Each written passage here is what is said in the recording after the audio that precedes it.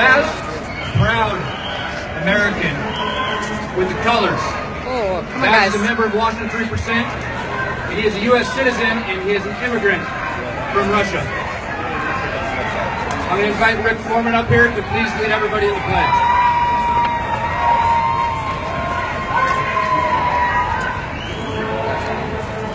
Kindly remove the cap, if you would.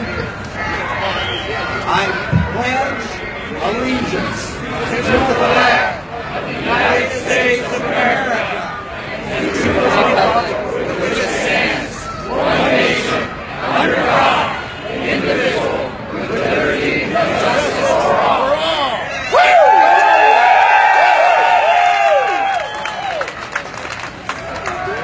Please keep your attention at the flag. Please remove your hats. And join us as we nod to a hero from Seattle.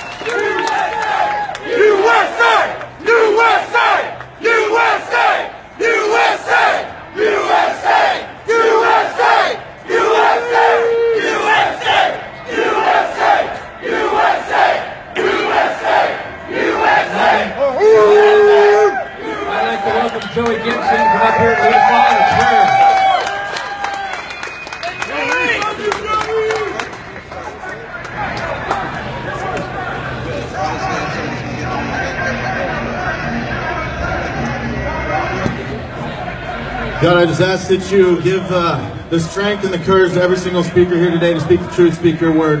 God, I ask that you help us remind why we're here, why we come into Seattle, Portland, or any of these huge cities on the West Coast, because we want to bring your message. We want to bring freedom and God into the West Coast. God, I ask that you help us show the way. Help us take one step at a time to show us the light so we can bring the light to this world. God, we're begging you. We're begging you. Bring your light. Bring everything that you got because we want it. We've been asked for it. We want it. Bring it to this country in the name of Jesus Christ. Amen. Thank you, George. So once again, welcome to August 18th Liberty or Death Rally against left-wing violence. Just a few points I'm going to touch on as we move into this rally. First, this rally began as a rally against Initiative 1639. It was an unconstitutional initiative that was going to be on our ballot. Despite the unethical and illegal signature gathering, the guise of $30 car tabs and no grocery tax. Yesterday, this initiative was issued a blow for now, and as we stand right now, it will not be on our ballot.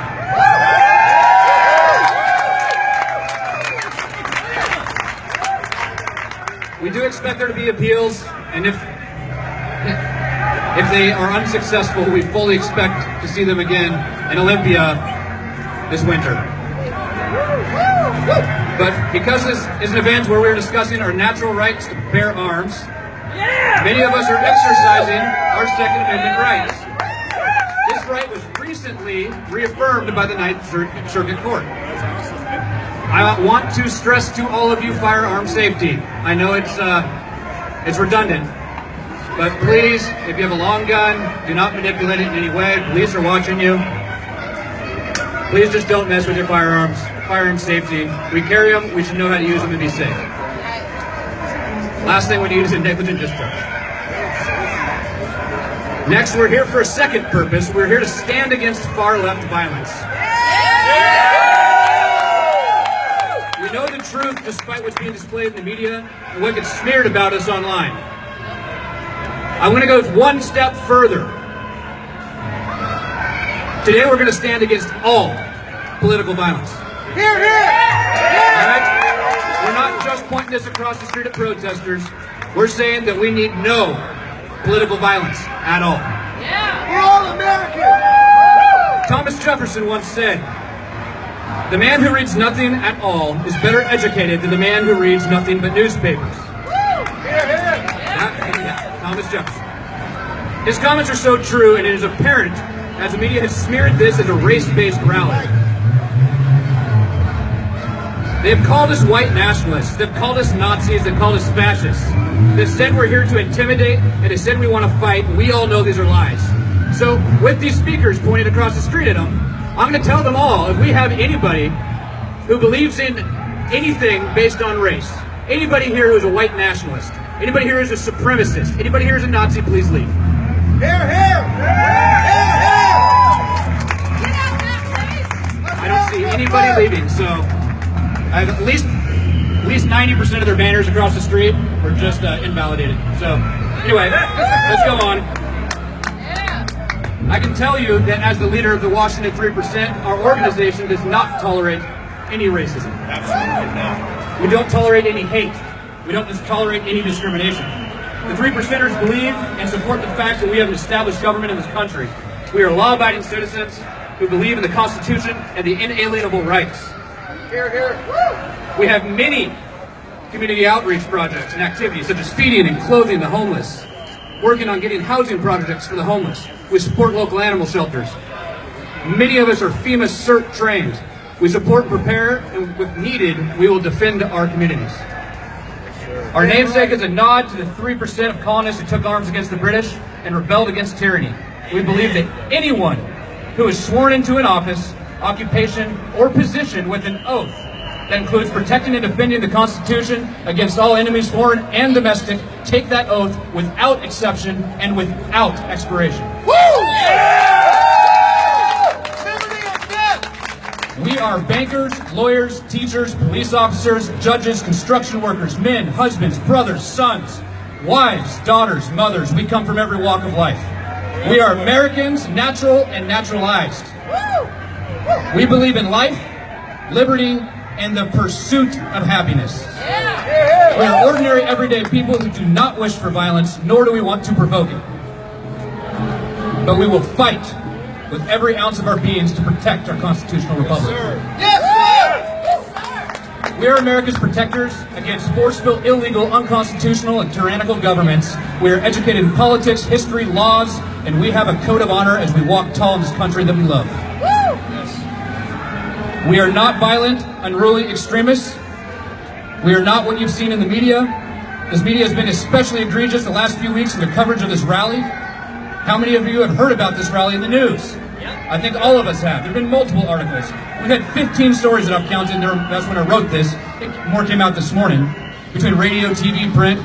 Did you know that only one reporter prior to this rally reached out to me? One. And I'm going to give a nod to them. That was a stranger newspaper here in Seattle. Even though they spun the story, even though they're a left-leaning news organization, I'm going to thank them for at least not misquoting me, Matt Marshall. Thank you. We are here to get our points across, so please do not instigate or inflame our counter-protesters. We're not here to fight with them. So if that's why you came, once again, please exit. We don't want any of that. Our event security will be keeping an eye out for people instigating from within our own ranks. They are marked, they have blue tape on their backs. If you see something, say something to one of them. Our security is not intended to restrict your expression in any way. However, we want to keep the peace. We don't want to have our permit pulled and get shut down. That's what they want across the street. So let's have a great rally. We have some amazing speakers lined up. So I'm going to open this up right. Please welcome our first speaker, a man who will stand in the face of adversity and never waver. He risks his own personal safety to ensure we spread the message of freedom. Joey Gibson, founder of Patriot Prayer.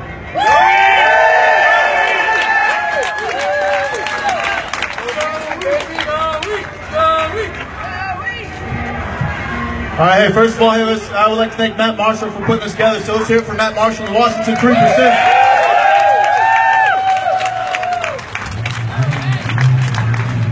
All right, so I want to make sure that they understand that you guys can hear me. So on the count of 3, okay, you got the guy revving the engine. I want you guys to get as loud as you possibly can, okay? Here we go, 1, 2, 3, let's go.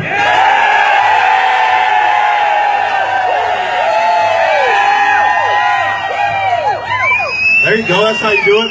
Hey, hell yeah, that's what I'm talking about. Listen, I'm really excited today. Today's a beautiful day because we got 2 different groups coming together, okay? We got Patriot Prayer, we got Washington 3%, and that's what it's going to take. We have to come together and we have to unite because we all want the same thing. We want to provide freedom for our children, our grandchildren, and the great-grandchildren. We want it for them. It's not even about for us. That's what liberty or death is. Yes, sir. 30 days ago, I gave a speech down in Portland, and I talked about the quote, rebellion to tyrants is obedience to God.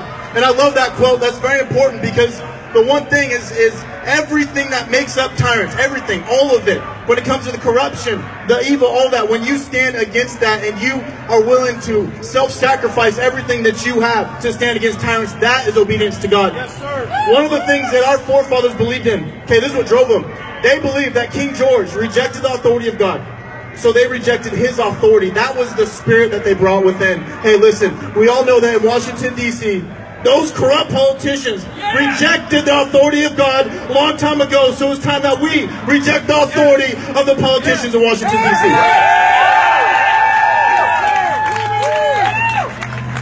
Now, Matt Marshall labeled this liberty or death, and I love that. I love that quote, too, because it's simple, but it's so powerful.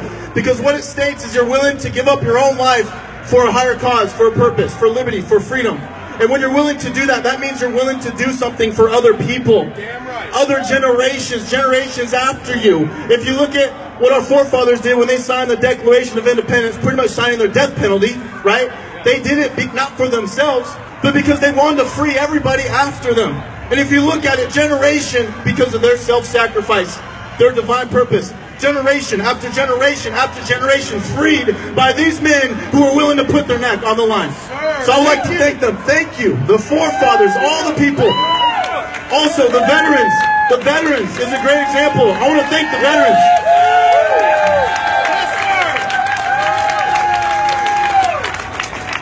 Because just like our forefathers, our veterans are willing to sacrifice everything.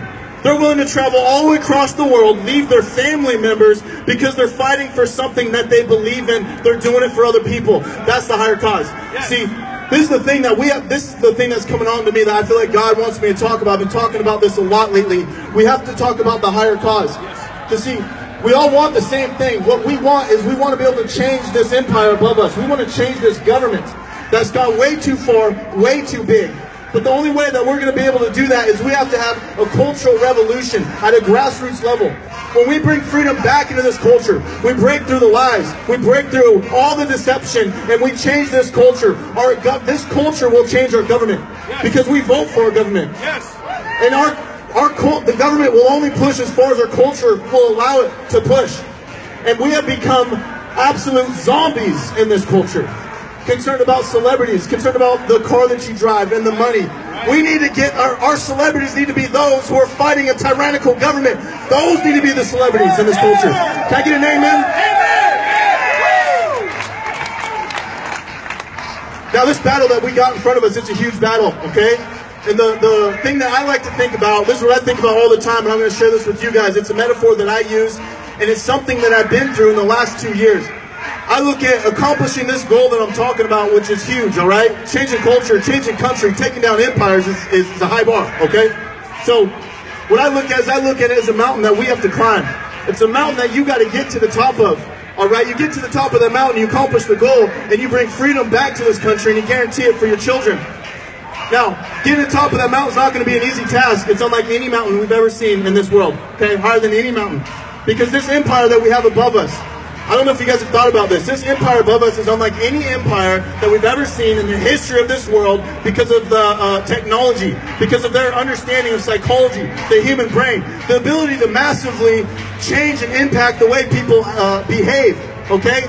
It's unbelievable right now. So they don't suppress us through physical fear of death. They don't suppress us by fear of jail for the most part. You know, some people are political prisoners, but for the most part.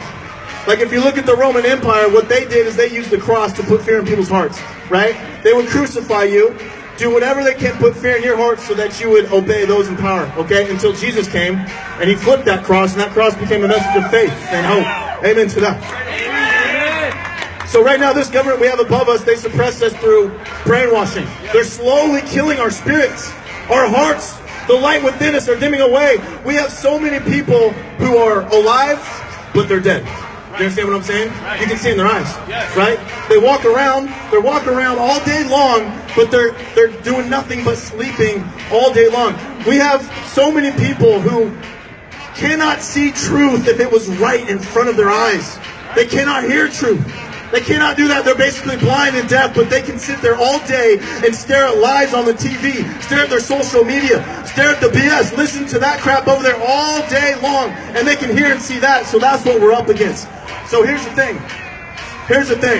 When I think about this mountain that we got to get to the top, okay, and I think about my own journey and how I started, okay, one of the biggest problems that we have in this country, I would say 99% of the people who have the passion, who have the desire, who have the heart to make some change in this country, their biggest problem is that first step. It's that first step.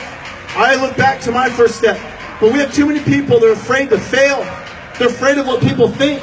They have their own selfish desires, and they're not focusing on the higher cause. And I remember the first step that I took, I wasted 32 years of my life not even knowing the potential that I had, the potential, the things that God gave me, okay? The first thing that I did is I bought a ticket to go to Cleveland in RNC 2016. I went down there, I went down to a rally, I saw Alex Jones speak, I saw Roger Stone speak, and I saw tons of Americans who love this country, who were standing up for something, and I felt the spirit. I felt the fire. It was amazing. Amazing moments my entire life.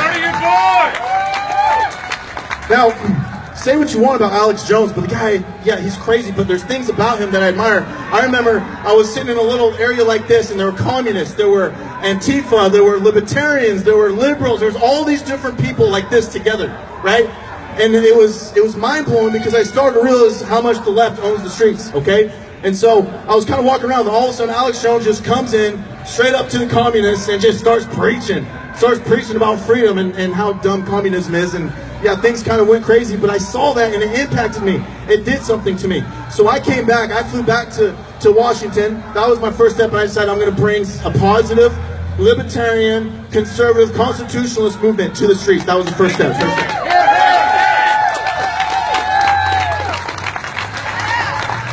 So for those of you who begin to, you take that first step, that's the most important. You take that first step, it will change your life, and don't you ever look back. And you will find something that you never knew was even there. And as you continue, you trek up this mountain to change the world, to change this country. You trek up and up and up. And there's going to be times where you fall down, you're going to fall, you're going to look like an idiot, and everyone's going to laugh at you. That's the thing. That's what these guys do. That's what the media does. They want to make fun of you for everything that you say, for everything that you do, for the way that you look. I can't say it. There's nothing I can ever say that is right. I can say peace and love and I'm a Nazi. It doesn't matter, okay? But there are those moments where you're going to feel discouraged. I've felt those a million times. And that's where you begin to think about, temporarily begin to think about yourself. You begin to think about the way you look. You begin to think about things that don't matter. But you got to put your focus onto the higher cause. Because listen, if you don't believe, if you're too concerned about the way people what people think about you, you're in the wrong movement. Get out. Go somewhere else. If you're concerned about people slandering your name, if you're concerned about the way people look at you on the streets, then get out of here. Because this isn't for you. Because this is going to be a tough journey to the top of this mountain. A tough journey. Can I get an amen? So you get up, you keep marching forward, you keep going forward, and then you fall down. And these are some of the darkest moments for me, and I've experienced this a million times. You fall down, you get a gash, you get something, you're hungry, you're bleeding, it is freezing cold, there's no one around you. You look up, you still got so far to go to get up this mountain, okay? And you temporarily, you lose faith, you lose hope. No more optimism. I've been there a million times, okay? And then out of nowhere, a brother or a sister who's hiking up the exact same mountain, a different trek, but you're both trying to get to the top, comes up to you, feeds you, gives you water and first aid, and helps you up, and picks you up and helps you keep going forward. This is why it is very important that we support one another, that we back one another, we encourage one another. This is why I'm extremely thankful that Matt Marshall and Washington 3% had the courage and the conviction to team up with Hate Shit Prayer.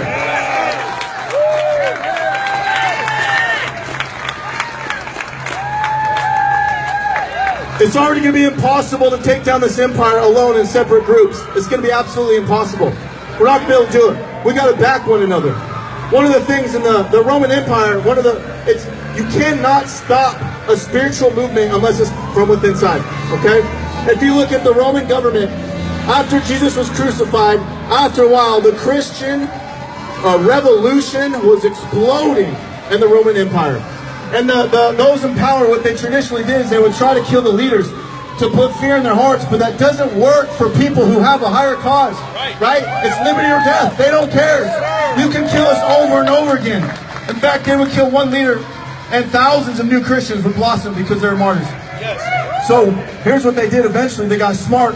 They sent in people to infiltrate their movements. They would go in there and they would bring up philosophical questions that were controversial. And what it would do is it would naturally, because humans are tribal, they would begin to debate. They would begin to split up. Leaders would disagree with another. And then they would split up because they don't agree with each other 100%. Split that group up. Ask more controversial questions. Split that group up. Then you had all these different sections. Instead of one group united under the common cause of Jesus, preaching His word, preaching His love, they got distracted and they started worrying about all this other insignificant crap that we fight about. You guys feel that in the Patriot movement? Do you understand what I'm saying? We don't have to agree with everything that I do. Trust me. Matt doesn't agree with everything that I do. Trust me, okay? But he put that to the side because he believes in my heart. I believe in his heart. That's what we got to do. Find people that you believe in. Find people who have a good heart.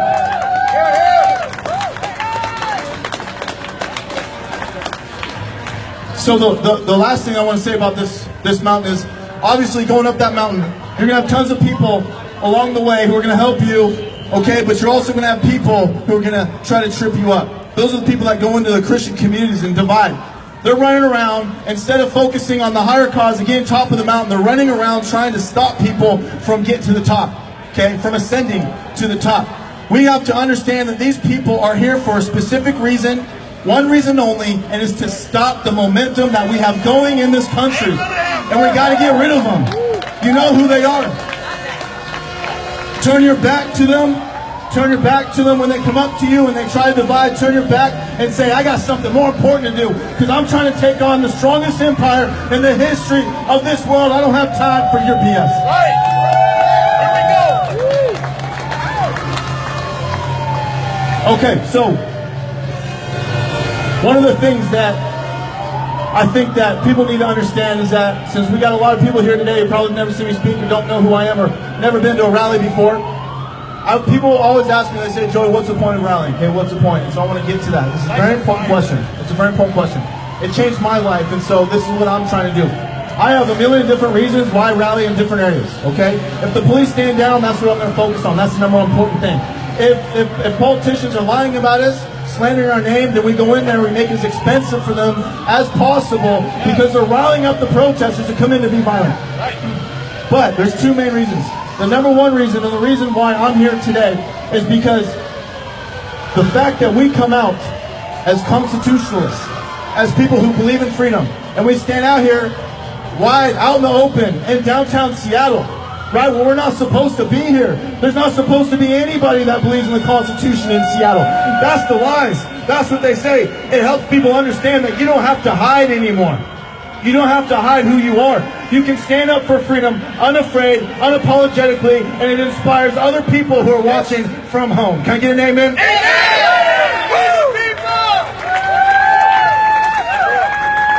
It's about inspiration, guys. Listen, they want to see people on the streets showing their faces, walking straight into the fire, walking straight into the darkness. That's what motivates people. The second reason why I rally, why we do what we do, another thing that impacted me. Rallies are the gateway drug into politics, ladies and gentlemen. It is the gateway drug. It is, number one, it is one of the most addicting things you can do, but it gets people who've never been involved before. It gets them off their asses, it gets them onto the streets, and they begin to build a family. They begin to pay attention, they begin to look into things. Eventually the rallies aren't enough and they begin to run for positions for PCO. We have tons of 3%ers that are in PCO positions this year, which I think is an awesome thing. And they begin to donate, participate, doing everything that they can. This is bringing people in, including liberals. Trust me, I've seen it. I have several liberals all the time thanking me for what I do, for what Patriot Prayer does and what you guys do. So I appreciate you guys coming out here today.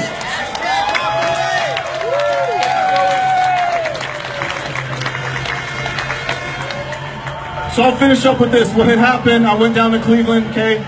Flew back. I didn't know what I was going to do. I didn't know what to do, okay? And these are the words of encouragement I want to give you guys and people who are watching from home, okay? I had no idea who I was. I had no idea what I was going to do. I just wanted to hit the streets. I literally held a flag by myself like 40 times on the streets before the first person joined me. Before the first person. So many times I'm on the streets, it's raining, it's cold, and I'm like, what the hell am I even doing? But I just kept going forward. Just kept going forward because I didn't know what else to do. But doing that is better than not doing a damn thing. 100 times better. There's one point, I'm going to finish with this. At one point when I finally decided to throw a rally, because when I pulled out the Trump flags, that changed everything on the streets. A lot of people flipping me off. A lot of people cheering me on. We had this all back and forth, but everyone wanted to do it when their car was moving. No one wanted to stop in front of me and thank me, or no one wanted to stop in front of me and flip me off. They all wanted to be anonymous in doing that, and that pissed me off. And so I decided to throw a rally against political correctness and stand up for what you believe in. Okay? And I didn't want to speak. I did not want to speak. I don't like big crowds. I didn't like the attention or anything like that. I just tried to get other speakers, okay? About 10 days before the rally, no one knew who I was. No one agreed to speak. And so I remember I was driving in my car, okay? This is huge, guys. I'm driving in my car, and I began to feel that discouraged. That point in my life where I felt like I could just quit and no one would ever know. I could just not do that first rally. And for the first time in my life, I heard that. I heard it in the back of the head. It wasn't for me. And I stopped, I pulled over, and I was the most sincere moment in my entire life. I pulled over and I asked God not to let me quit like I've always quit my entire life, because I've never done a damn thing in my entire life. And he brought this into me. He said, Joey, go home and write a speech. So I went home wrote my first speech, okay, about 3 days before the first rally with tons of speakers just pop on. I decided to give my speech. I was scared. I was like really nervous, thinking about backing out. And it's taking that first step, that step of courage. I just went up there, gave my first speech, and I felt for the first time in my life, I knew who I truly was. I knew why God built me, what I'm supposed to do, and my purpose. And there's only one thing that could have stopped me. There's only one thing, okay? Hear this. There's only one thing that could have stopped me from doing that. Because if I would have quit, I wouldn't even be here today. I'd probably just be at home watching this or something, okay? There's only one thing that could have stopped me. It's not them. It's not God. It's not the enemy. It's not my family. It's not anybody. The only person that could have stopped me from accomplishing that was myself. So take responsibility, ladies and gentlemen. Believe in yourselves. Believe in what you can do. Believe that you can change this country, and you will. Guys, I appreciate you coming out here today. You have a good day.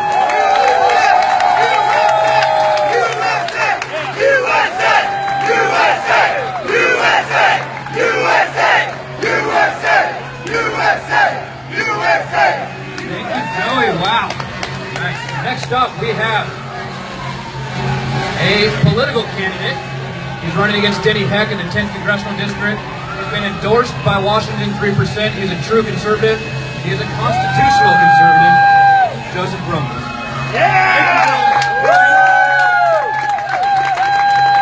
Is everybody happy to be here today? You hear that teeth over there trying to silence us, trying to distract people, making as much noise as they can, trying to jump all over our First Amendment right? Not going to happen. You're right. We are here. We are peacefully assembling. Thank you, Joe. Appreciate it. So I have 3 words I want to start my speech off with, you guys. Freedom, liberty, and American values. So if you're for freedom, liberty, and American values, let me hear you guys tell me. Are you for freedom, liberty, and American values? It's not loud enough. One more time. Thank you, guys. So yes, I'm Joseph Brumbles. I'm running for United States Congress, District 10, Pierce, Thurston, and Mason County. Some of you heard of me. Some of you heard me speak before. Some of you haven't. I'm standing up for liberty and to protect our constitutional rights. Who's with that? Yes, sir. We have to be louder than those guys. So let's keep on it. What I want to talk about first thing is liberty, the meaning of liberty. Well, first let me backtrack. Let me go through what I've been through so far in the last 5 months, just running for Congress. I went out, I sought out to stand up for us, we the people, because I am we the people. So, as Matt mentioned, I'm endorsed by Washington 3%ers and AP 3%ers, you guys. So thank you, I appreciate that. And just some of what I've experienced so far. I've ran into establishment. I went to fundraisers that would make you feel sick inside, because 70 of them were establishment type, and the other 20 maybe not. So we do have a true problem. I've seen the media, the fake news.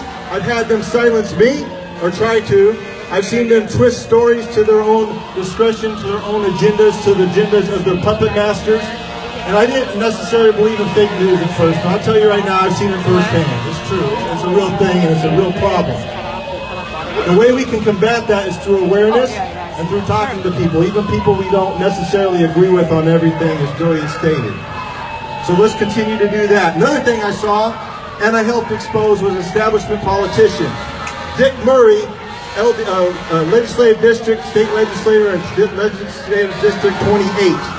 The very first time I met him, he told me that he tells people how to vote, so I need to get his endorsement. I looked down at the ground, and let's just say I never seek out his endorsement, and I never will. The good news is, I did a blog on him. I talked to everybody I could. I created as much awareness as I could, and he's an incumbent. Incumbents have 95% chance of winning, you guys. He did 20-some-odd% lower than the person running against him in the primary. So people realize what's fake and what's real, regardless of fake news or fake politicians, okay?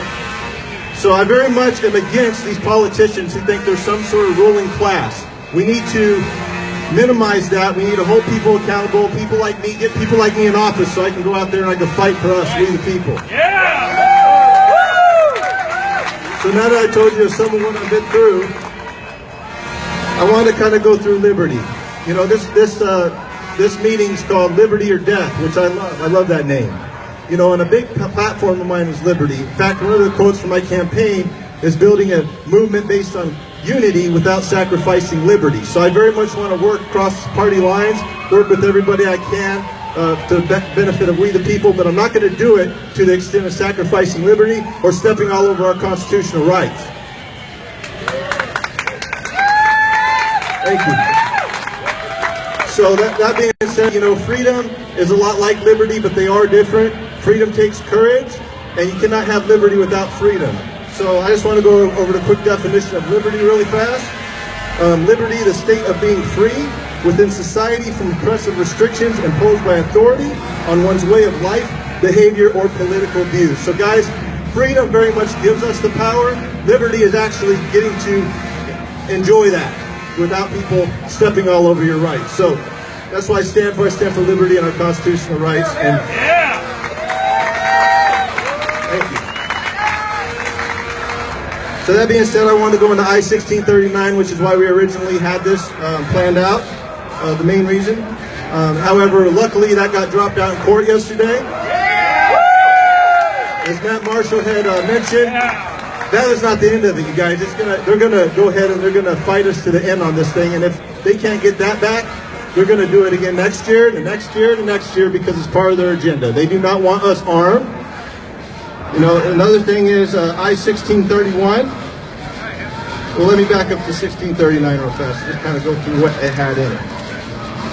Additional financial barriers for low-income residents makes you criminally and civilly liable if your firearm is stolen, makes all semi-automatic rifles assault weapons, lifetime annual background check required, lifetime waiver of health records privacy, requires concealed carry permit for all pistol or semi-automatic rifle purchases. Training is required every 5 years and before any purchase of a firearm. Denies 18 to 20-year-old residents the right to possess a .22 caliber semi-automatic rifle. Law enforcement officers require a concealed carry license to purchase rifle or pistol and requires safe storage at home. Of course, that's all up to their guidelines and standards. So it's very much tyrannical. That's what I-1639 represented, and we have got to keep that down on the ground, and it should never come back. We need to light it on fire and call it a day, and then continue to fight against these tyrannical people who want to invoke this tyranny on our Second Amendment rights. Another thing is this I-1631, guys. That's very important. Please make sure you vote no on that. It will raise our taxes. It will raise a carbon tax, energy tax. Eventually, guys, I see them not stopping until we have at least 3-time higher energy bills. I do not want that. I know you don't want that. It steps all over liberty. And to me, liberty and quality of life are hand in hand, and it very much reduces the quality of life. So I-1631 is also important. If Democrats gain control this year, you guys, this is the most important year in many years, believe it or not. We had a very low primary turnout. If Democrats gain control this year of our state, if it continues as it did in the primaries, we're going to be in big trouble. We're going to end up with a state income tax. We're going to end up with carbon taxes, I-1631, so on and so forth.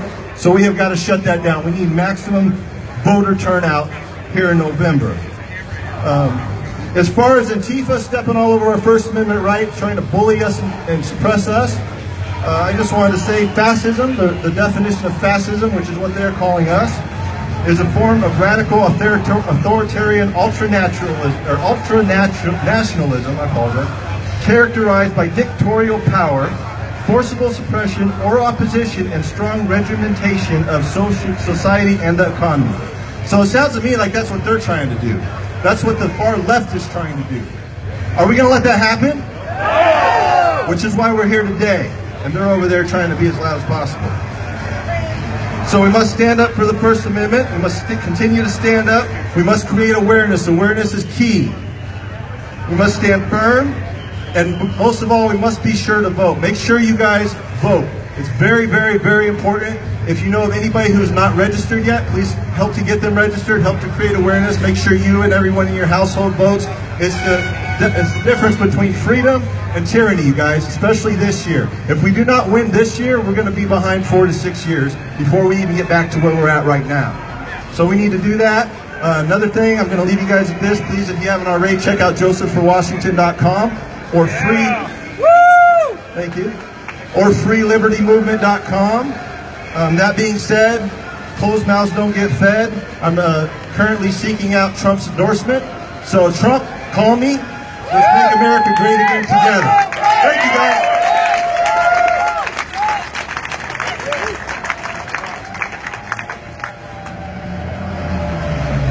Thank you, Joseph. Next up, we have Jared Gavin Bonet. He is running for 5th District U.S. Congress. He stood many times in the face of adversity. When it matters and you need somebody by your side, you want this man by your side. So without further ado, Jared.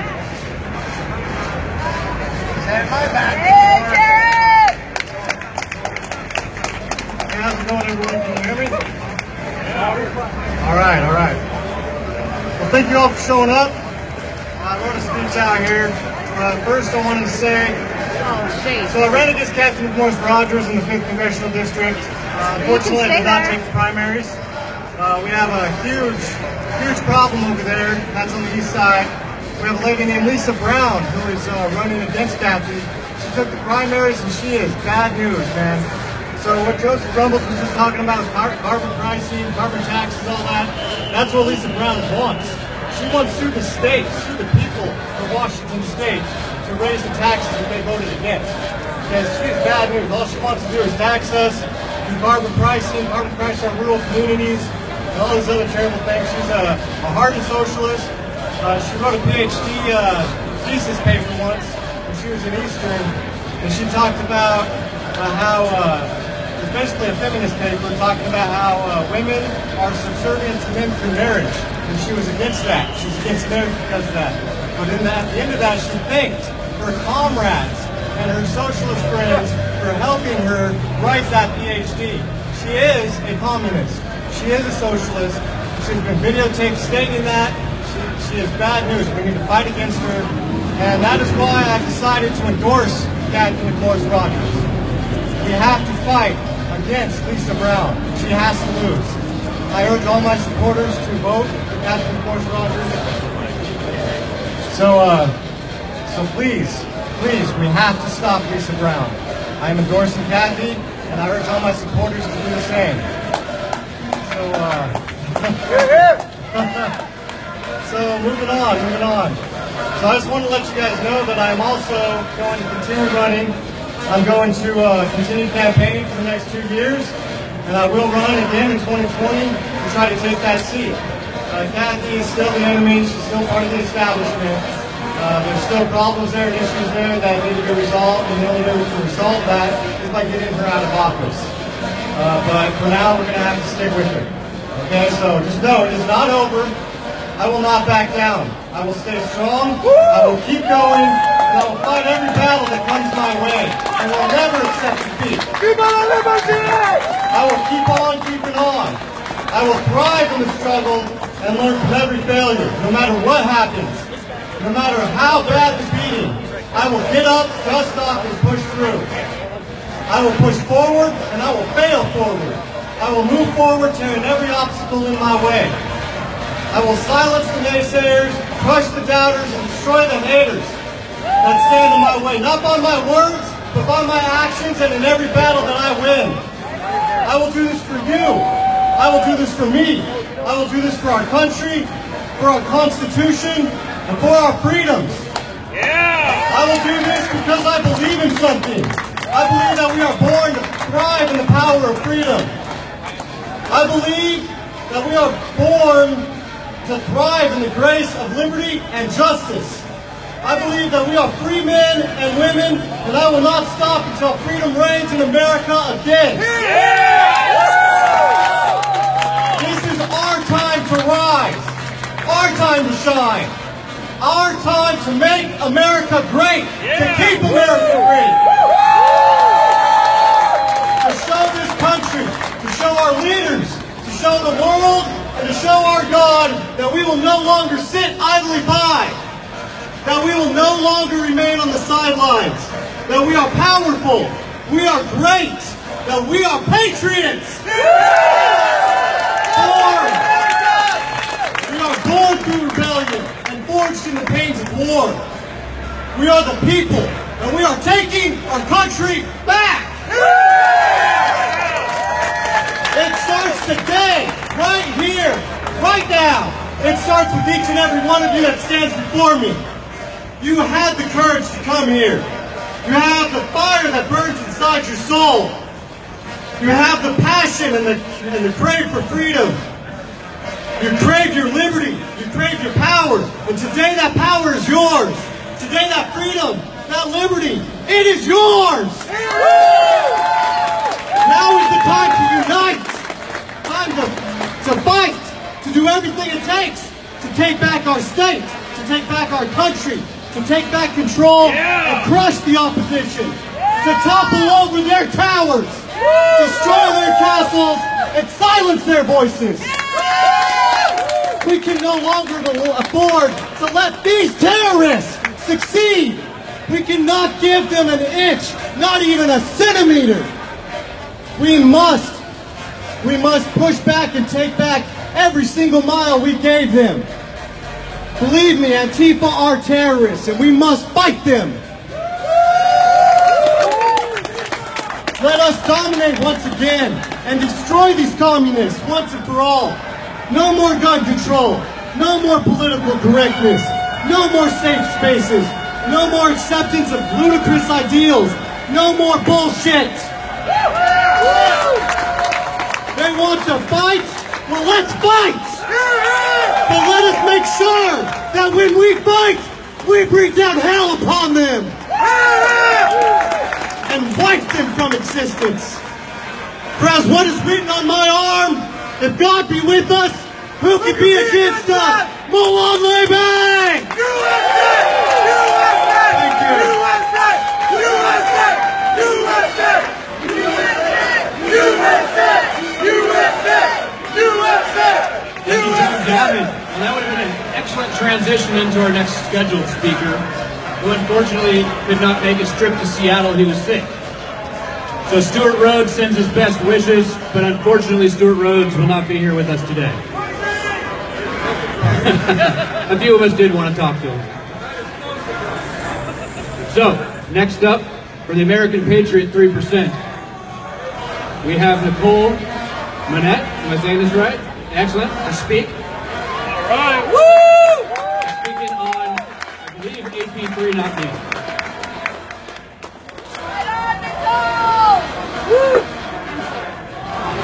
All right, it's nice to see my female sisters out there today. Yeah! Woo! I'm here representing the women of our cause. The women who do not let their men, their husbands, their brothers tell them how to vote, how to think, how to feel. The independent women of our movement who know how to stand for themselves. I am a strong woman. I don't sit around feeling sorry for myself, nor do I let people mistreat me. I don't respond to people that try to dictate how I think and how I feel. If I fail to rise up even stronger, then I hope somebody will be behind me to raise me up. I am a survivor. I am not a victim. I am in control of my own life, and there is nothing that I cannot achieve. I am a survivor of child abuse, sexual assault, and domestic violence. But I am not a victim of these things. I will not bow to the Me Too movement, because I am not a victim. I am going to stand here and say, not me. I choose to protect myself, to exercise my Second Amendment rights, to carry wherever I go, because I am a strong female warrior in this movement. Right on! Woo! And we're glad to have you! Warriors are not born, and they are not made. Warriors create themselves through trial and error, pain and suffering, and their ability to conquer their own foes. Be what it takes to be a victorious, independent, fearless woman warrior. In the words of Tiffany Madison, the Second Amendment is timeless, for our founding fathers grasped that self-defense is threefold. Every free individual must protect themselves from the evil will of man, the mobs in the street, and the state. We must stand up, stand strong, and fight our government for our freedom and our liberty. We must fight the violence on the left and the hate that they throw at us at every turn. If we do not believe in freedom of expression for people that we despise, we do not believe in freedom of speech at all. So I welcome Antifa across the street expressing their liberty. We cannot shut down the liberty of others to preserve our liberty. So welcome Antifa. The Constitution lays out our liberties. It lays out our rights. And as LaVoy said, it matters how you stand. So I thank everybody for being here and standing strong. It is important that we stand against tyranny, that we stand against oppressors, and that we exercise our liberties. If we do not exercise our freedom and our liberty, it is pointless. It is pointless. As Thomas Jefferson said, what country can preserve its liberties if its rulers are not warned from time to time that the people preserve the spirit of resistance? So let them take arms. We are the people that need to tell our government how we feel.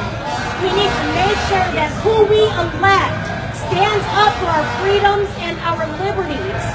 We cannot lose one seat in D.C., not one seat. I want to encourage everybody to vote for the most conservative member on your ballot. It may not be somebody you like, but we cannot afford to lose one single seat, or we will be facing a rollback on our Second Amendment rights. Woo!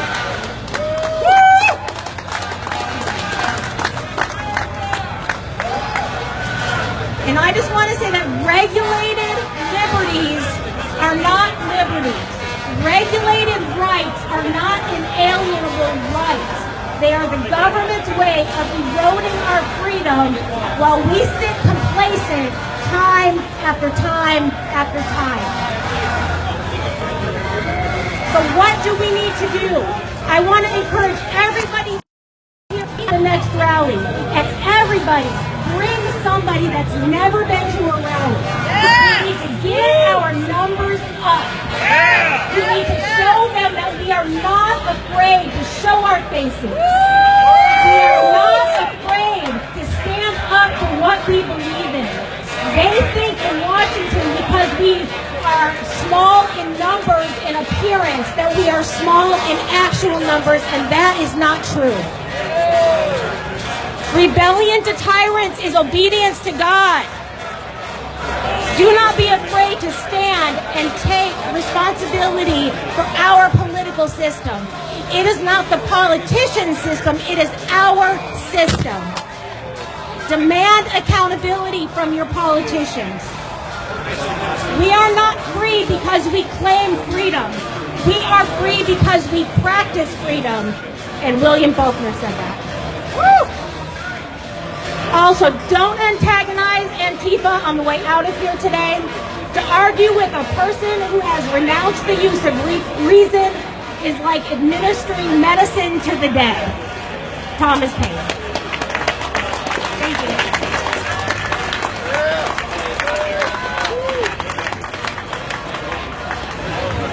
Thank you. Thank you.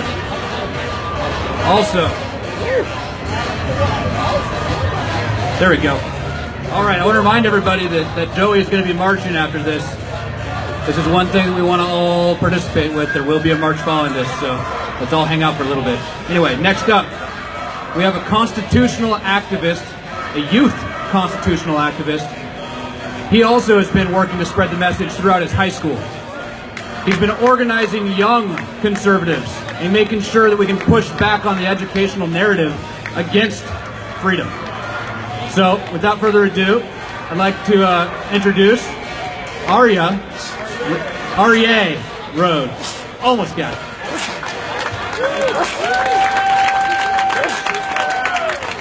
Well, hi, my name's Arya Rhodes.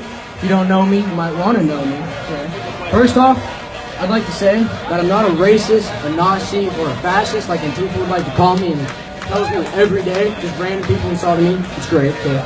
Go that. Okay, on with the speech. I'm a child of liberty. I'm a protector of the free people of the United States. I stand before you today to tell everyone, left or right, that as Americans we are a free people, and we're one of the last free countries in the world. I've said it before, but I'll keep saying it until the day I die. An unarmed population, there aren't a people, they're slaves. They're slaves to the government that they chose, that they let disarm them. I'm sorry, I'm a little nervous, okay? I'm young.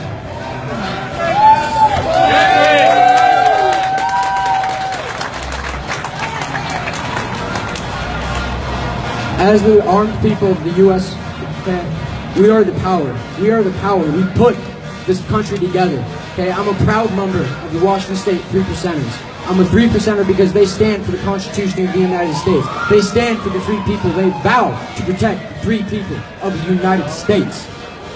A tyrannical government is a government you let be tyrannical. You let them take your guns. You let them take your speech. You let them control you. We've seen it time and time again in history, and unarmed populations are slaves. They are forced into labor camps. In World War II, 13.9 million people suffered from this. They were forced into camps and they were killed. My grandfather, he fled from the communist regime of Russia to Poland, only shortly after to have him and his family taken by the Nazi regime of Hitler. He went into Buchenwald, and he was the only one to make it out. He was the only person in his family to make it out of that camp.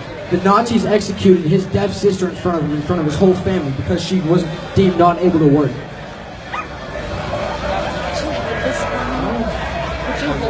It is our God-given right to bear arms. It is our God-given right to protect ourselves, our natural right. The biggest minority in the U.S. is the individual. The only way that you can protect the individual is by focusing on the individual and giving him the rights, him and her, all.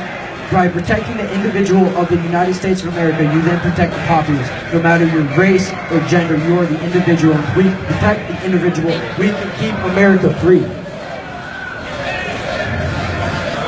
I actually had to rewrite my whole speech after yesterday, 1639 getting shot down. Hurrah for that. But I can promise you now, as Matt Marshall said, they are not done. This is a small victory in the battle for freedom. This is a small win, but we need to use this and keep pushing forward to keep the gun grabbers from taking our guns.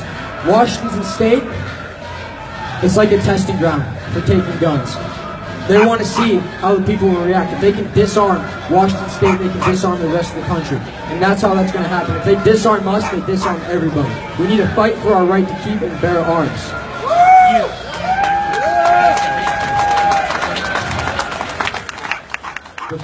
The First Amendment and the Second Amendment, they go hand in hand. I have the right to say anything I goddamn want. Yeah. Those Antifa over there, they have the right to be loud. They have the right to call me racist slurs. But just because of that, they have the right. I'm going to let them say that. They can say that because I can say anything I want. And I wouldn't be able to say that if I didn't have the Second Amendment. If we didn't... There you go. Without the First Amendment, there is no Second Amendment. Without the Second Amendment, there is no First Amendment. All the amendments that we have in the Constitution are there for a reason, to protect the free people of the United States. I've invited multiple Antifa members, extreme leftist liberals to come and debate me, but they refuse because sensible dialogue is almost useless at this point. In closing, I'd like to thank you all for coming out. Thank you for supporting natural rights as an American citizen, for your God-given rights. Shalom, shalom.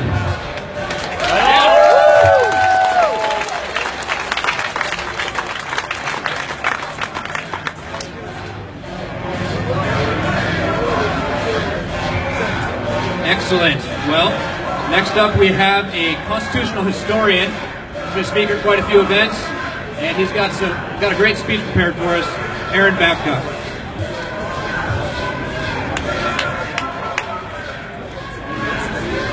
All right, remember, you got 20 minutes?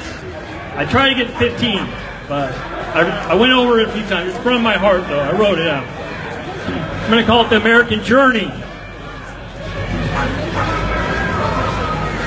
How you guys doing all today? Glad to be here. I would like to thank all of you for being here for liberty and to keep like a covenant your principles, your morality, and your values coming together for our whole state. I would like to thank all the American veterans for their service, Coast Guard and firefighters for what they have done for each other and for our country, and all the police putting up with both sides. It's hot, and they're doing a great job. Our American history, our republic of our great nation, and of the present day, I hope you can get out the vote and be a part of the sacrifices for the path of liberty for us all in daily life. I hope to keep this speech short and sweet. A quick background about myself. My great-grandmother came to Seattle from Oslo, Norway in the early 1900s. She had a florist shop here in Seattle. My grandfather drove a school bus in Seattle and was a sports fisherman towards the end of his life. My grandmother worked at Boeing as a rosy riveter in World War II. My dad was born in Seattle. My mom was born in McMinnville, Oregon, and I have an older sister, a lifetime achiever. My dad was a logger at 15 years old, early 60s. And then he did his duty. He set chokes. Did his duty in the Vietnam War in 1966-67 as a door gunner on helicopters. He survived 2 helicopter crashes. One time during the war, he saved an American from getting killed by someone who had a long blade slicing him up. My dad picked up our fellow American, over 200 pounds, and got him to safety. My dad built a 23-foot boat out of his garage back in the 70s. He was a paper maker and bleach plant operator at Longview Fiber for over 30 years plus, right before the contract ended. He is my hero, a great provider that taught me to be a great provider. We both have perfect attendance of many years, as work is our duty and reward.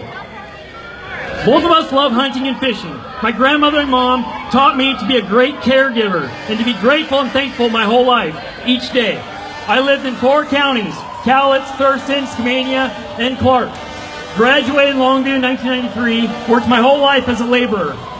My passion was always music and history, and still is. Since I was 7, I cut, split, stacked wood for 7 years, worked at Pizza Hut through high school, then a variety of jobs till 1999, then 4 lumber mills to the present date. I was in a metal music band for 10 years. I was a Christian Reformed Baptist for 5 years, and I was a pagan philosophy researcher for 10 years. I read a lot of books, working on 600 American history books. I have a son and daughter in their early 20s. Also, very proud of my whole family. All right, here we go, guys. That's my background. If you don't know me, how would you trust what I say? To all Americans with whatever background, be it Americans with a native background, I believe a Gold Standard Act, which empowers the individual and the community, is better off a living and confident dollar, rather than what the Federal Reserve System does for you by printing unending paper, filling numbers on computer, as money will die slowly over the decades. The Bureau of Land Management, FDA and FCC, should disband. They have become oppressive. Be it Americans with an African or Islander background. Organic food brings good health in construction projects, helps rebuild devastated areas around the country. Be it Americans with a Latino background. Small businesses, widespread, made, stayed, and assembled in the USA, restores the American dream. Be it Americans of the gay community, arming yourselves to protect your partner should be number 1 against bills like 1639, and to repeal thousands of anti-gun laws.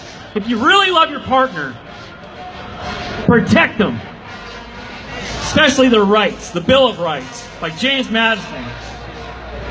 Be it all of America. I believe in 150,000 new caregivers that helps the left and the right and the middle. You see in church all these elderly folks that need their prayers answered because of health issues. Caregivers make that volunteer spirit of the American way. Clear down to tent city. We need American caregivers there too. Volunteer to help out the tent city to become a big city. All talents inside ourselves, becoming a small business on the way to prosperity, in the pursuit of happiness, with all our rights intact. All right. And that is just as much as I want everyone is armed as much as possible. Now this is a couple of radical things I got. I'd like a James Polk Liberty Canal to reconstruct the southern border so we can transport left to right from the Rio Grande to the Pacific Ocean. With side dams, we can import and export electricity. It's something to think about. Instead of staring at a wall, on both sides. Let's think economics. There would be no more drug tunnels. Another canal could run north and south near the original 13 states, all colonies, on the East Coast. We could have Navy ships protecting our states in case anyone attacks from the Atlantic. I think it's a great idea. We call it the American Independence Canal. I'm talking jobs here. Freedom, yeah. Let's protect ourselves against any foreign invaders. Come in legally. All right. I would like every state to utilize the Army Corps of Engineers once in a while in fixing water infrastructure when it's really bad, like poisonous water. And work with our construction workers, prevention of landslides and flooding areas, working with the private sector, all those construction workers. Our prisons and jails could use organic food as a detox. Petty crime sentences reduced by reconstruction of bad neighborhoods by inmates. A construction resume when they get out. So they won't be addicts going back to crime. They'll be detoxed from organic food, and they'll be working again without as much discrimination. Another executive order I think would be good is to cut 8 departments in Washington, D.C. and bring the power back to the people in our own state. Woo! All right, thank you guys. Locally as I would, I think veterans that owned a gold depository in each state would have a backup financial responsibility plan. A simple tax card itemized for voting. Gold is always valuable. It's better than printing dollars non-stop. Ron Paul made his case, I believe, for over 30 years in Congress. I'm kind of like the last of the Ron Paul people. I hope young people kind of study his career and go, yeah! He got the marijuana movement in California going. He brought liberty inside a big Republican tent. So now there's two kinds of Republicans. Really liberty, small government, and there's always a few big government Republicans. But we can keep making the tent bigger, keep making government smaller. It's a great idea. Bring power back to local voting representation. All right, well, I'm here. I'm an American historian. I believe pre-1900s we should have 200 books of your choice. All our forefathers, all the wars, all the letters of families from the Revolutionary War, the Secret Wars, every war in America. There should be about 200 books to study. About 50 books each semester to draw it out. So 200 post-1900s, 200 books pre-1900s, it's about 400 books, and 200 for war history. 600 books is a lot to take into mind. I believe everyone can do it really well. Because they are minimizing our American history, they're downplaying it. I heard a liberal once, he said George Washington was a horrible general. He was a late bloomer, he won Trenton. Now, if he lost every battle, people might say that. But he had to retain, he's going against an empire. So he's going to take some losses, he's going to keep going, and he did. And he gave us our freedom. I don't believe people that downplay our generals and our veterans in American history. It's ridiculous. Look at history like a stern, bold general and noble. All right, I gotta get back to my speech here. Sorry, I went off. All right. We also need mental illness awareness classes are important in schools too. An armed artist or an armed musician is okay, Seattle. You can have guns. Keep your rights. Someone might try to steal your music equipment or try to steal your art. And just by seeing a gun, they might like, no, I don't want to steal that guy's art. I don't want to steal his music. It detours crime. The right to keep and to bear shall not be infringed or abridged. Okay. I've been on an intro to American History Drive these days and felt I need to speak about individual rights, law, toleration, principles, morality, and values as an American patriotic historian introducer.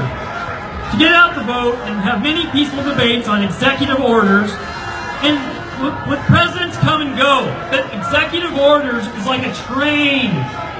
We got to debate what to get rid of. There might be a few oppressive things in the executive orders. So let's talk about it. Most of them are really good executive orders. I like the small business ones that Trump has done because it's a pathway for poverty to work its way up like a tidal wave against big business. Made in state USA and assembled. So that narrow gate of small business, keep it to your heart. If the rich always screw you over as a poor person. Make your talent into a business right away and vote Republican. All right. Here we go. We should be more free than Switzerland when it comes to our Second Amendment rights. John Locke in the 1600s once said, when law ends, tyranny begins. Our forefathers were inspired by his writings. He wrote a lot about individual rights and common law. Our government added many laws over the last 120 years. So, what we need to do is find a genius child from our state who wants to devote his whole life to repealing laws, trillions of them, and a genius child that will simplify the laws so law enforcement can comprehend a good amount of the laws to hand to the children, down to children. And I believe in enforcement, but I don't believe in enforcement of a trillion laws. You bring it down to 10 in common sense, then it's more effective. You feel like you're free to think common sense more than having a trillion laws dumped on your head. All right.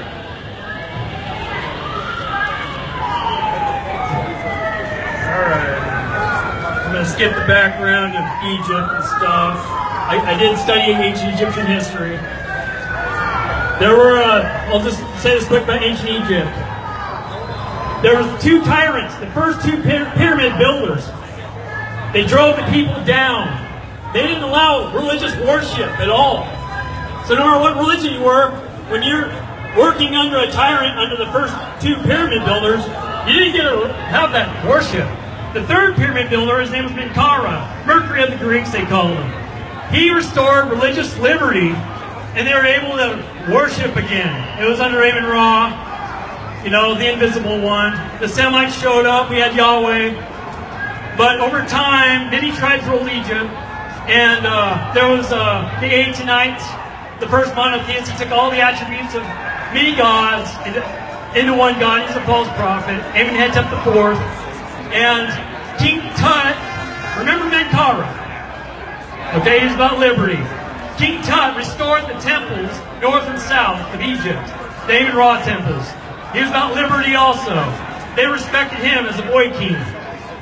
Down the road, Alexander the Great restored the temples again when Amun-Ra temples were trashed upon, like vandalized like statues across America. Amenhotep IV defaced Amun-Ra statues. And they're doing the same thing today, you know? But people get respect for restoring and rebuilding history. Remember that. So when you see a statue go down, buy a statuary and put up more statues. No matter what you believe. We have the freedom of expression. All right. Remember, the Washington Monument is an Amun Ra inspired structure. You might have dabbled with Freemasons a little bit, you know. All right, let's get back to Liberty or Death Rally. Woo! All right. And England there was a lot of religious wars over time from Egypt to our forefathers, all right, all over Europe. Islam invaded from Turkey a few times. Religious wars, class warfare, and national wars and empire wars for a lot of history. But there's a lot of awesome times in American history that we have to balance the lessons of war with all the good, healing good times, art, music, what we love about being on planet Earth, you know? All right. So, here we go. The Act of Toleration of 1689 calmed down the religious fighting between Catholics and Protestants and witches and whatnot. And I hope everything's okay. Okay, let's get into the forefathers right here.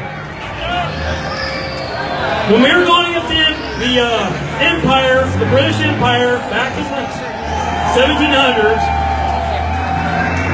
they were doing writs of warrants. They're general warrants. I mean, they were just going in people's houses, and they got tired of that. So they started the Fourth Amendment. James Otis and John Adams said that was one of the sparks of the Revolutionary War, was general warrants. It was like stereotyping everyone. I'm going in your house to look for something. That was no. We're not privacy. Get a judge first. Under suspicion. I'm being asked to get the guys across the street.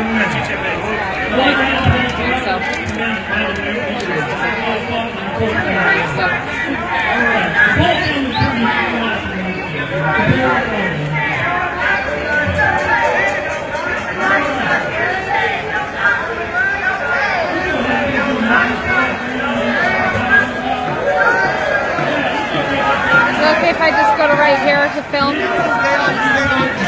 Yes, that was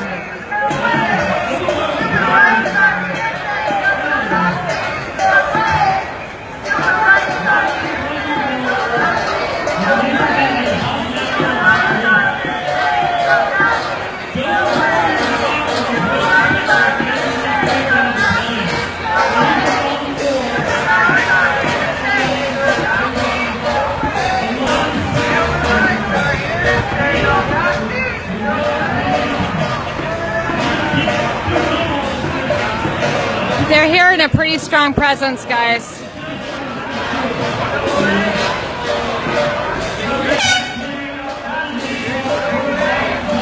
These guys at the corner are actually patriots. Something happened here at the corner, I'm not sure what. Looks like somebody got arrested.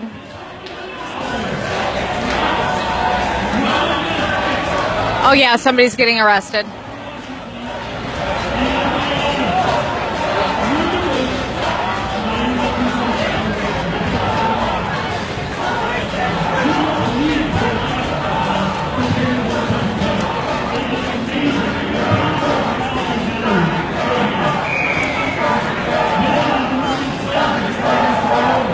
But just so that you guys know, see, I wasn't lying. I have security. So I'm going to walk back up to the rally now. The police have been very good. They've been very nice. They've told us that if anything goes down, that they will be on our side of things. We will fall back behind the police line and give them support. So Matt's been working very well with them. In my article, I will tell you everything that went on behind the scenes. You have a history book, grab Rosa Parks, grab Susan Anthony, put them together. All right. Skylar Barbeau did show up. Here we go. They showed up in a deuce and a half, and it was loaded with patriots. So that was really cool when they showed up. A lot of cheers. There were people in the Alamo of every background. They were all immigrants. And Merlin all is over here. the place. And they were under siege. And when I read James Dunneman's book, at first it was almost boring. I'm like reading the book. Yeah. Okay, Hempfest is down the street. Oh We're my in God, between them. Reaching out to other patriots across America. It's their final day on planet Earth. You know, it takes your heart from being hard, and when you're reading it, it changes. Like, oh my God, they need help and backup. Like Bunker Hill and Alamo, and even Benghazi. 3 major sieges, like the Boston Massacre. Take care of each other. It can happen in Washington State. Just like school shootings. Gun-free zones are just like places like the Alamo. It's nuts. Okay. All right. So our ancestors, they stockpiled food like militias, medical supplies and tools they needed. They broke the branches of government into the Senate, House of Reps, and Congress, which is intended to restrain the executive branch.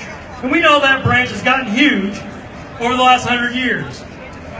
Just like the Constitution does, to avoid or even is supposed to restrain. That's what the Constitution does. It's to restrain leaders from abusing their powers. The Bill of Rights is to make sure we have our individual rights. Like John Locke inspired our forefathers before they started America. John Locke was very inspirational.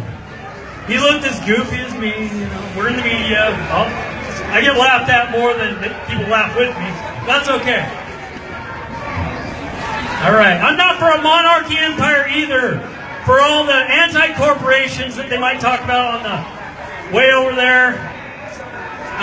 Reducing departments is about the same thing as the corporatocracy, kind of bringing it down to small government. You know, all I got to do is talk about it rather than yell and scream. Okay. Now the left is becoming like an intent of global toleration and indoctrination, replacing American history into a new edited version. But with the lack of principles and a spread of many instigators, intolerant to a driving force of principles, thank you, Joey Gibson, on principles in the face of adversary. It is hard to just stand and ask questions and people abuse on them. Standing up for morality. You look at the porn industry, you know, it's like there's racism in that industry. Are they going against the porn industry? Now I believe they have First Amendment rights in the porn industry, free speech, but on the other side there's a silent side of victims, psychological damages from that industry. And there is racism. They profile just like the Department of Justice does. This person, that person. And the DOJ's classification of racism is ending up in liberal colleges, making everyone divided by white, black, brown. I say, call everyone an American. Tell the DOJ, call us Americans. No white, black, or brown. The cops will look, the police will look at the DOJ from below and go, I'm going to treat each other like an American and not whether they're black or white or brown. Oh, one example. Here's another thing. I believe we can grab the top 2 police heroes in every community and vote on them just like the sheriff. Because you can't vote every cop into office because it's expensive. But you can take the top 2 heroes as an idea. You know, I'm not forcing any law or dictatorship. I'm just saying it might be a good idea for the top in law enforcement, police officers, set a good example, just like the captain or whatnot, for the rest of the cops. Like every tribe of people on the planet, there is a continuation of good people, non-stop, every day, doing good in every tribe, right? There's always a bad amount of people that continuously do bad all the time in each tribe. And there's the people in the middle going which way they want to go. Should I be a bad guy or a good guy? And we have to talk to those middle guys and go, stay with the good. Keep doing good for each other on this side, inside your tribe. Whatever tribe you're from. And that's the remedy of racism. Number 1, call everyone American with whatever background, and they can have pride in their background. That's fine. just don't put your always that first. Put American title first, because titles cause intimidation. We gotta stop the intimidation. Okay, I'm gonna summon this up. I went too far. We can have a debate on police heroes and police brutality, and a debate on executive orders, left, middle, and right, peacefully without all this yelling across the street. Okay. All right, just have a few more sentences. I just gotta thank some people. A great round of applause for Mr. Marshall, 3%ers, Patriot Prayer, Joey Gibson, Joseph Rummel for Congress, woo! And the lovely ladies up here fighting for women's rights. She was a victim that became a survivor, and she is so strong for coming up here, listening to all their tyranny over there. I can't believe someone that, went through hell and back like all of us have, gets called names. It's horrible. So, I want an American history curriculum of 600 books. All the American wars, all the letters to their families from the Revolutionary War to the present day, even the secret wars, all that history, like 200 books. And pre-1900s, about 200 books. All pro-choice education, no Department of Education. And then post-1900s, another 200 books. Take that wider perception. There's always going to be a left version, right version. But stay independent. Stay like a general. Stern, bold, and noble when you're discussing history. Like a bull. Okay. Destroy the old reputation that history is boring. Have a new reputation. American history is ingenious. No. Thank you guys. Sorry, by the ECP. God bless America. We're going to by wrap the this up ECP in here the corner there. second. Last I saw. First, bring it back. Liberty or death rally. Give me liberty or give me death. These are famous words of Patrick Henry. He was fighting for freedom. He believed that if you were not fighting liberty, fighting for freedom, you were settling for slavery. He made his famous speech that we can use as a rallying cry today. All right? Our Bill of Rights does not grant us rights. Our rights are inherent birthrights endowed by the Creator. I haven't heard that come up yet. Our Constitution, our Bill of Rights, those protect infringements. So now I'm going to go ahead. Welcome Joey Gibson. He's got one last very short speaker. I would ask that you all stick around for a second because we're about to go walk through the streets of Seattle. Hey, one of my most favorite things to do is be able to march around in downtown Seattle, downtown Portland, any of these cities where they say we're not allowed to be. These are our streets now. That's the change that we're going to bring in these cities. So, out next, okay, he's got a quick 3-minute speech. He promised me, okay, but this is another thing that I love to do. I love seeing people change their hearts and their minds from those who walk away. They walk away from the Democratic Party because they see the hypocrisy, they see the lies from their leadership. So we got Dan, he's going to give his quick story in the history and what he went through in the last 2 years. All right, so let's hear it for Dan.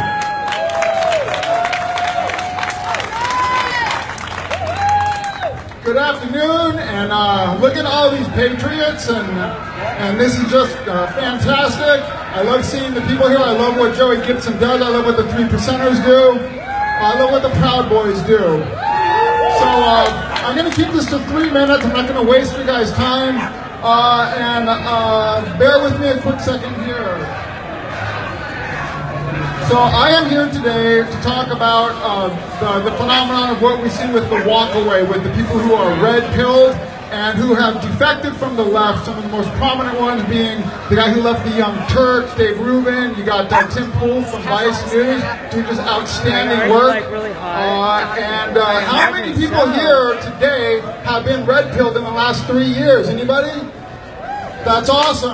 That's awesome. The narrative over there is exhausting, isn't it? That's all they pump. They keep saying no war, no KKK, no fascist USA. They keep coming at it like Who here has talked about gas chambers? Who here is talking about wanting lynching? You haven't heard it. No one said anything remotely like that. But that's all they got. They just keep pushing that over and over. What fucking planet are you on?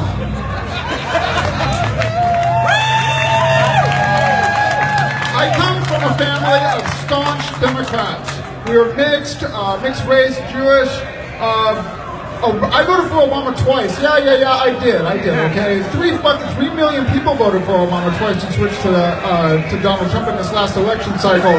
But my allegiance towards the Democratic Party started eroding pretty seriously during Obama's second term, and it was the real deal breaker was the way that Islam is protected and treated as though it's like Buddhism or something. Like there's just no doctrinal mandate to wage jihad against non-believers. The Democratic Party just pretends that that's not there, and that just kind of really pissed me off.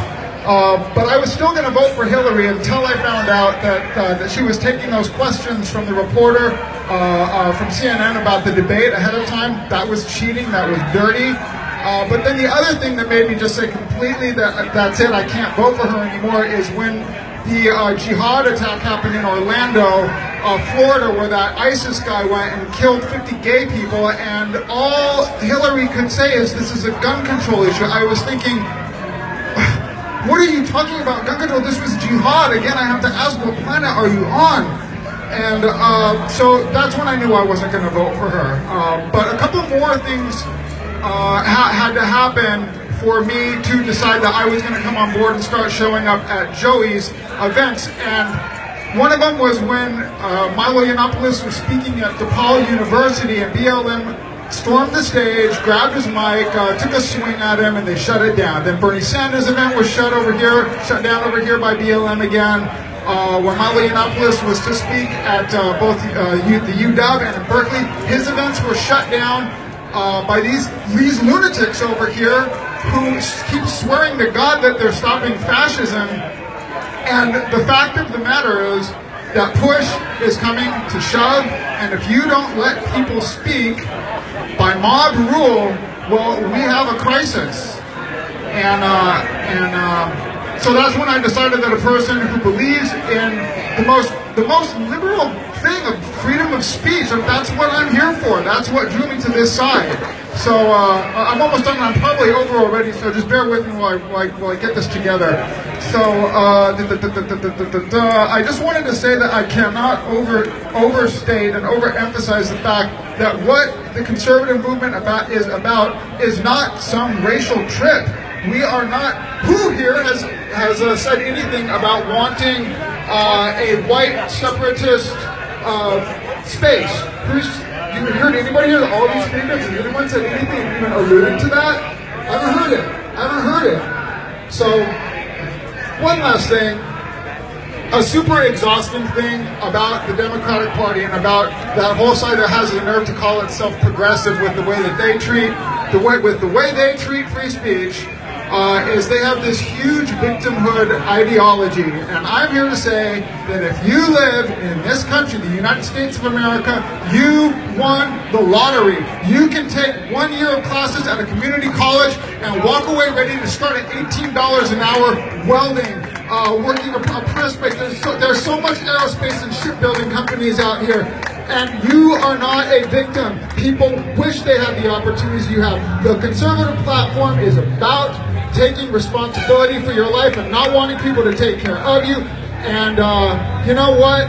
If these fuckers here want to put their hands on us for saying what we're saying, then you know what? We have a crisis, and push has come to shove. And I sure am happy to see all these patriots out here, and I really support what Joe and the 3%ers and all these guys are doing. I'm going to leave it at that. I'm probably over, and I don't mean to be obnoxious. Thank you for your time. All right, we're going to quickly hear from, I promise it's the last one, we're going to quickly hear from Alicia. She's, every single time she shows up in Seattle at UW, okay, and she's got a quick message. She's sick and tired of white people telling her that she's a victim. She's sick and tired, all right? So let's hear it for Alicia.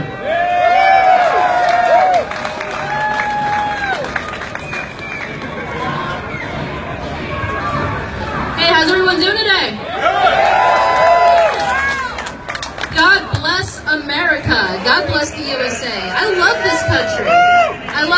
great.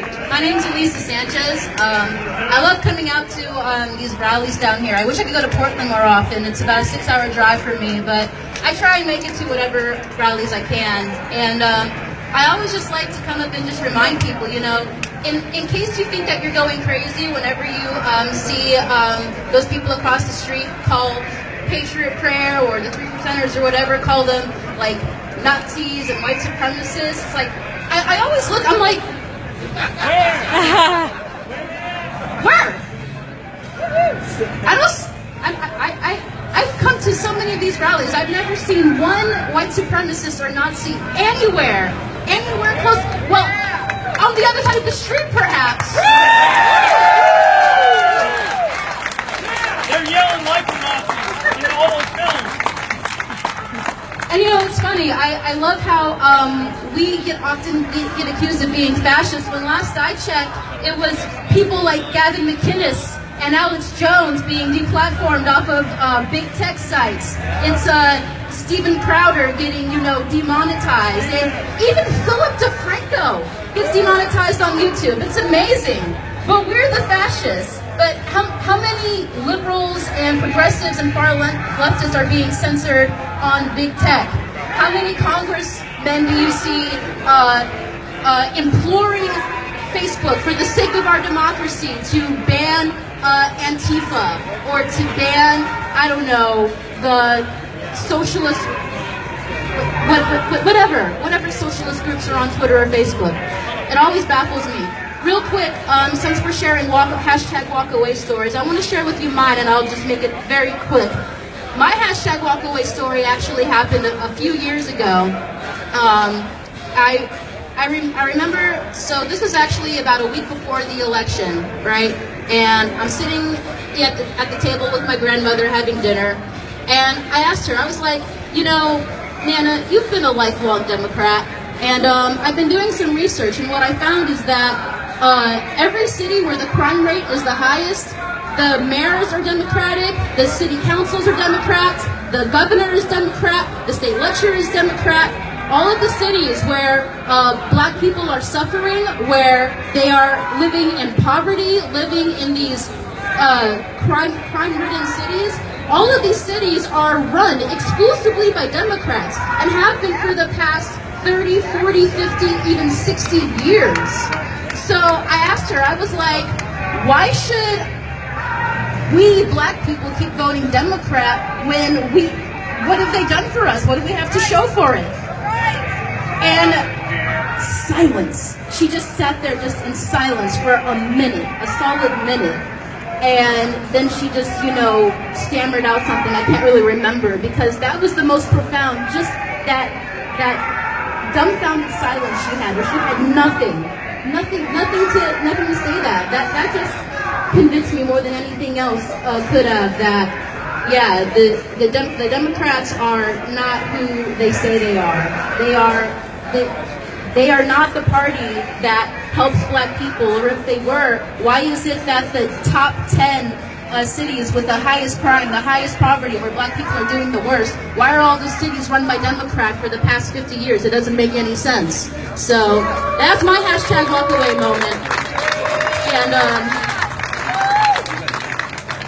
I had a lot of fun. I always have fun at these rallies, and I love being surrounded by patriots who love America and love the Constitution as much as I do. And God bless you all, and get home safe. Thank you.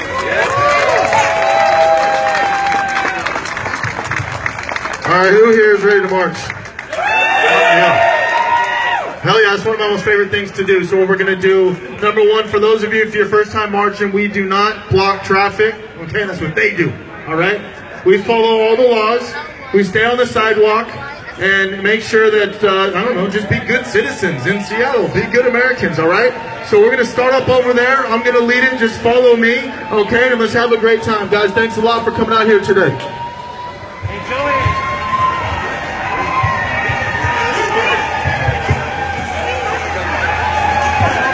Okay, guys, I'm going to get Merlin ready in his bag. Whoop. Sorry about that. I'm going to get Merlin ready in his bag to go, and I'll be back in a few minutes. I will tag people and just ask you to share again if you would. It helps a lot. I have to get him situated though so he doesn't get hurt. I will be back shortly and we will continue with this.